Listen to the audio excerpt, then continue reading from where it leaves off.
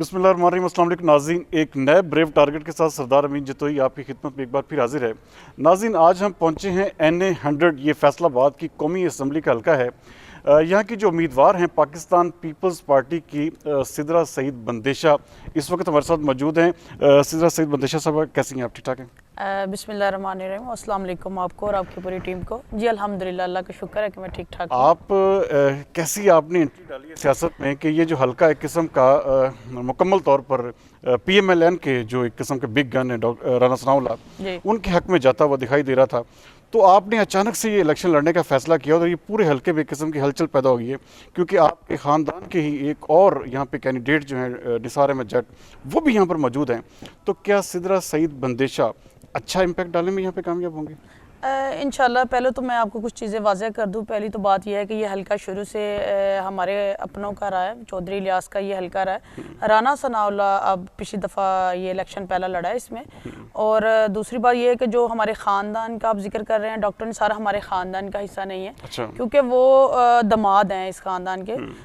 जो असल वारिस हैं चौधरी इलियास के, वो तो इंशाल्लाह मैं ही हूँ। क्योंकि पहले चौधरी अब्दुर्रहमान बंदेशा खड़े थे, अब जो है अपनी ही जो हमारी 40 साल से हमारे ख़ानदान जो खिदमत करता रहा, अब मैं खुद आगे आई हूँ। तो इंशाल्लाह मुझे पूरी उम्मीद है कि मेरे हल्के के जो बुज़ुर्ग हैं, जो मेरे भाई हैं, बहनें हैं, वो हमेशा से हमारे ख़ानदान की इज़्ज़त करते रहे, हमारा ख़ानदान उनकी इज़्ज़त करता रहा। और अब मुझे पूरी उम्मीद है कि वो अपनी बहन, अपनी बेटी को, और जो एक उनका था कि चौधरी इलियास, चौधरी अब्दुर्रहमान, चौधरी सईद अहमद, जिन्होंने ये सारा यहाँ पे खिदमत की है, वो इंशाल्लाह मुझे पूरी उम्मीद है कि अब वो मुझे वापस वो लौटाएंगे, क्योंकि उनकी बेटी निकली है बाहर। सिदरा सईद बंदेशा साहब, बहुत बड़ा आपका सियासी ख़ानदान है।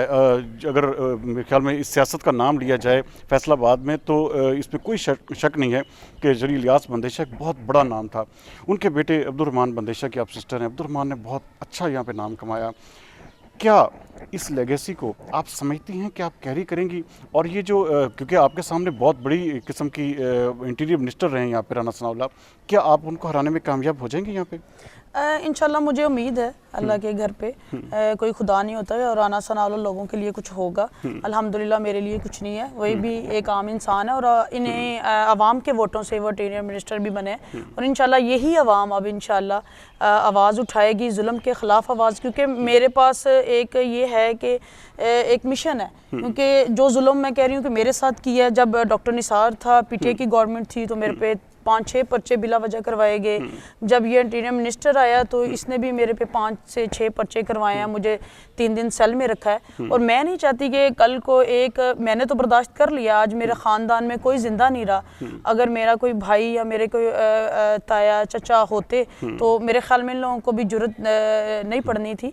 पर अब मेरे ख़ानदान में उन्होंने सोचा कि कोई नहीं ज़िंदा रहा, तो अब मैं ये लेके चली हूँ कि जैसे मैं अकेली एक जंग लड़ रही हूँ, मैं मुसीबतों में से गुजर के मैं चाह रही हूँ कल को मेरे हल्के में कोई बहन, कोई बेटी या कोई भाई इस तरह के जुल्म का शिकार ना हो, कि उनकी आवाज़ सुनने वाला भी कोई। यही वजह है कि आपके साथ इतने गनमैन्स और असला बरदार लोग आपके 24 घंटे से, क्या वजह शोहरत आप समझती थी कि आप एक लेडी भी हैं, कोई इंतहाई हम्बल? मुझे तो आपसे मिलके लगा है कि आपके अंदर वो चीज़ें नहीं हैं जो पोर्ट्रे की जाती है।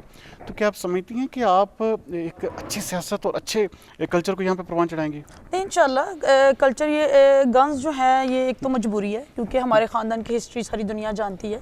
चौधरी इलियास की दुश्मनियाँ रही हैं, अब अब्दुर्रहमान को मर्डर किया गया है। तो अब जिस केस में अब्दुर्रहमान का 302 वाला केस में मैं मुद्दई भी हूँ, मेरे पे 3 हमले हो चुके हैं। तो ये गन्स कोई मेरा भी शौक नहीं है, क्योंकि ज़िंदगी हर एक इंसान को चाहिए कि सुकून वाली चाहते हैं वो।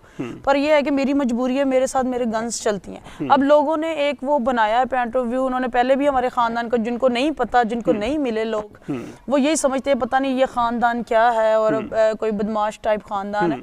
तो देखिए, वजह शोहरत, यही तो बात है कि वजह शोहरत आपकी ऐसी बना दी गई है कि आप समझती हैं, या इसके पीछे भी कोई ऐसे एलिमेंट्स हैं, जो कुछ लोग हैं जो आपकी इस शोहरत को जो है ख़राब कर रहे हैं? नहीं, शोहरत ये है कि जो लोग बाहर बैठे हैं ना, जिनको कोई अंदाज़ा नहीं होता, अब हल्के से आप जिससे मर्जी पूछ लें, एक अच्छे जो लोग हमें जानते हैं, चौधरी इलियास को, चौधरी अब्दुर्रहमान को, आप पूरा फैसलाबाद से पूछें, उन्होंने कभी ये नहीं आपको तारुफ करवाना कि जो उन्होंने बड़ी बदमाशियाँ की हैं, उन्होंने कोई कब्जे किए हैं। अल्हम्दुलिल्लाह उन्होंने अपनी दुश्मनी निभाई है, और दुश्मनी में उन्होंने किसी के साथ ज्यादती नहीं की। अब देखें ना, हल्के की गरीब आवाम में हर एक से एक तो होते हैं ना वो बदमाश जो बिला वजह लोगों को तंग करते हैं या कुछ भी। अब बाहर बैठे लोग एक दूसरे कहते हैं, वो डरते हैं, डरने की वजह से कहते हैं ये बदमाश कोई लोग है।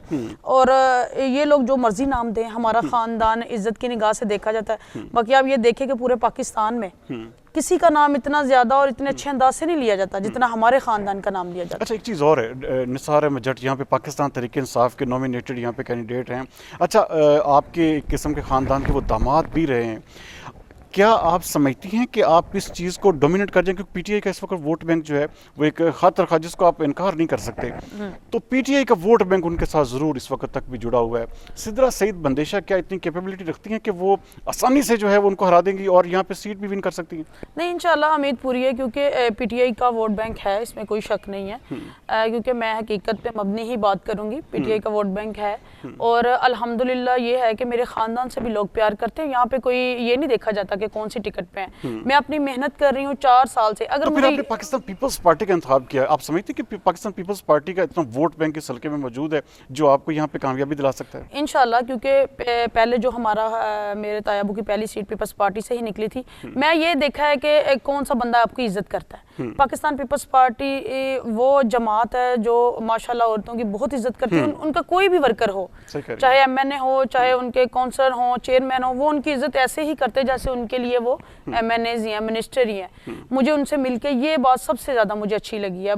हारना और जीतना तो बात की किस्मत में बात है। असल चीज है रिस्पेक्ट, असल चीज आपकी आपको इज्जत चाहिए और आपकी पार्टी आपकी बात सुने, आपकी राय सुने। अब बाकी पार्टीज को राय बंदा नहीं दे सकता, वो खुद ही बादशाह बने हुए हैं। उनको नहीं है कि वो अपने कोई अवाम की राय लेके आ जाए। एमएनए जो होते हैं उनको अवाम ने भेजा होता है, आखिर उनकी भी कोई मैंने रखती है राय, पर नहीं, पाकिस्तान पीपल्स पार्टी राय सुनती भी है और अमल भी करती है उस बात पे। सिद्रा सईद बंदेशा के पास ऐसा क्या विजन, ऐसे क्या टूल्स हैं इलेक्शन जीतने के बाद?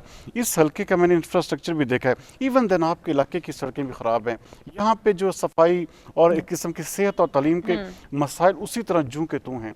क्या सिद्रा सईद बंदेशा इलेक्शन जीतने के बाद अपने हल्के के लिए क्या सा प्लान रखती हैं जो आप समझती हैं कि मेरे लोग जो हैं वो इस वजह से मेरा साथ देंगे? नहीं, इंशाल्लाह, क्योंकि लोगों ने अब देख लिया है 40-40 साल से एक ही बेतुकों की तरह सियासत चल रही है। निसार है वो भी 20 साल से यहाँ से ही एमएनए है। अब ये जो वजीर दाखिला आया, इसने वजीर दाखिला बन के कुछ नहीं किया। मैंने हल्के में मैं गई हूँ बाहर, मेरा हल्का सबसे ज़्यादा मैं कहती हूँ लवारसों की तरह पड़ा हुआ है, इसका कोई वारिस नहीं है। अब मुझे तकलीफ होती है, अब मैंने कई गांव देखे हैं, क्रिश्चियन कॉलोनीज हैं, उनमें स्कूल ही नहीं है। मुझे ये तकलीफ हुई है क्योंकि मेरा हल्के में अब इनको होता है कि हमने बनाना है पैसा तो हमारे खानदानों ने खाना। अच्छा, वो तो क्लेम करते हैं हमने इसका रिंग रोड बनाया, बाईपासेस बनाए, हमने डिस्पेंसरीज बनाई, बेसिक हेल्थ यूनिट्स बनाए, उसके साथ साथ हम नादरा की यहाँ पे, उसके अलावा पासपोर्ट ऑफिस यहाँ पे बनाए। वो क्लेम तो करते हैं बहुत बड़े बड़े नहीं करते हैं। वो रिंग रोड देखे ना कहाँ बनाया, जहाँ पे राणा सनाउल्लाह का डेरा आता है। वो तो वो जिसने उसके डेरे पे जाना है उसने तो वहाँ सहूलतें दी हैं कि जी मेरे डेरे तक आ जाए। तो जहाँ पे उसका डेरा है उसने वो सहूलतें दी हैं। उसको 2 नंबर गुलामाबाद नजर नहीं आता। उस पे वहाँ पे मैं खुद कल परसों गई हूँ, मैं कहती हूँ वहाँ पे तो बीमारी जन्म लेती है, कोई हशर नहीं है। यहाँ पे एक क्रिश्चियन कॉलोनी, उसमें स्कूल और कॉलोनी भी वो तकरीबन कोई 1000 घर है उनके पास स्कूल ही नहीं है। ये चीजें नहीं नजर आती। अपने अगर डेरे पे रिंग रोड बन गया तो जी बड़ा काम कर लिया हमने। तो हमने अगर नादरा ले आए हैं, अगर वो कर लिया है तो इसमें कोई बड़ी बात नहीं है। इधर से राणा सनाउल्लाह सारी जिंदगी 40 साल इलेक्शन लड़ा, वजीर दाखिला नहीं बन पाया, इस हल्के ने बनाया। और अगर इस हल्के ने बनाया तो कुछ दे दिया, तो कोई आसान नहीं किया है अवाम पे। अब मैं चाहती हूँ, अब अगर उसने यहाँ पे एक दूसरी सियासत भी शुरू की है जो लोग नहीं जानते। अब देखे ना, यहाँ पे उन्होंने परमिट कलेक्शन के 7000 परमिट बना के दिए हैं, कलेक्शन कोपों के लाइसेंस इस हल्के से 7000 बने हुए हैं। क्यों बना के दिए हैं? इसलिए बना के दिए, एक बंदा एक बंदे को मारे, एक बंदा चला जाए जेल में, दूसरा बंदा इनकी सपोर्ट ये करते ही इस तरह, एक को जेल में भेज देते, पुलिस से ही अपना सारा काम करवाते हैं।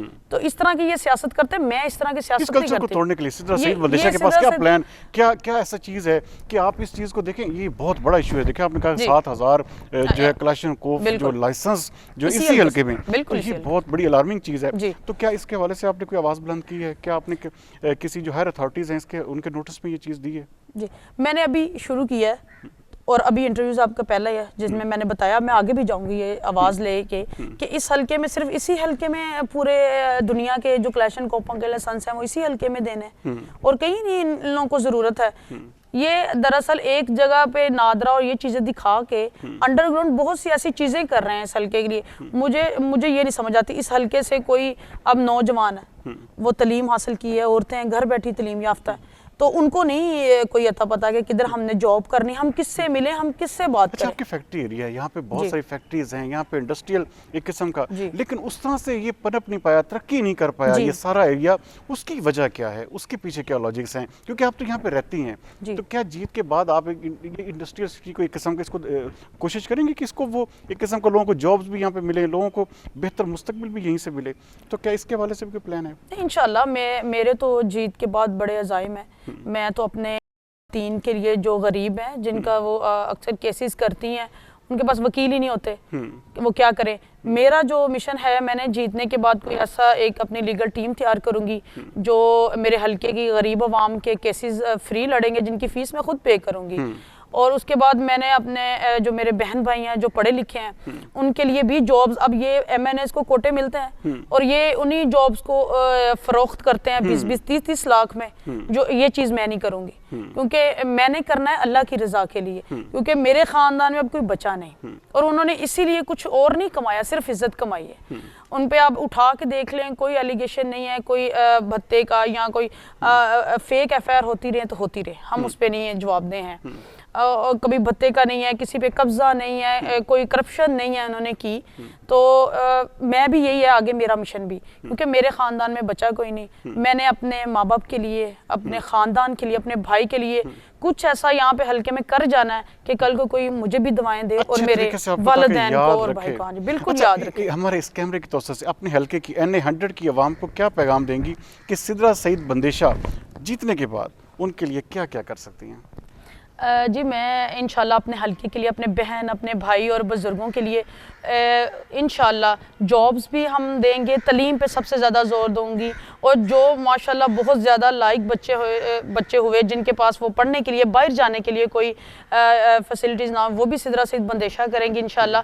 और जो जुल्म हो रहा है उसकी आवाज़ बनेगी असम्बली में जाके। और सबसे बड़ी बात मैं अपने हल्के के बहन भाई और बुज़ुर्गों को कहना चाहूँगी, आपने कोई पार्टी, मैं नहीं कहती आप पार्टी, हर पार्टी का वोट है, पर आप एक दफ़ा ज़रूर याद रखिएगा कि जिस तरह मेरे ख़ानदान ने आपकी खिदमत की है और जो जुल्म भी मेरे साथ ही हुआ है, उसका बदला अब आपने 8 फरवरी को इंशाल्लाह अपनी बहन और अपनी बेटी को वोट दे के जितवाना है। बहुत शुक्रिया। दे के जितवाना है। सिदरा सईद बंदेशा नाज़रीन बहुत ही ज़्यादा कमिटेड भी हैं और मोटिवेटेड भी हैं कि अल्लाह इलेक्शन जो है ना सिर्फ वो बिग गन्स का मुकाबला करेंगी, बल्कि वो उनका एम है कि वो हर सूरत में ये सीट जीत कर कौमी असम्बली में भी पहुँचेगी। बहरहाल उम्मीद करते हैं कि आज का प्रोग्राम सिदरा सईद बंदेशा के साथ आपको ज़रूर पसंद आया होगा। आपके फीडबैक का भी इंतज़ार रहेगा। अगले प्रोग्राम तक सरदार अमीन जतोई को दीजिए इजाज़त। पाकिस्तान जिंदाबाद।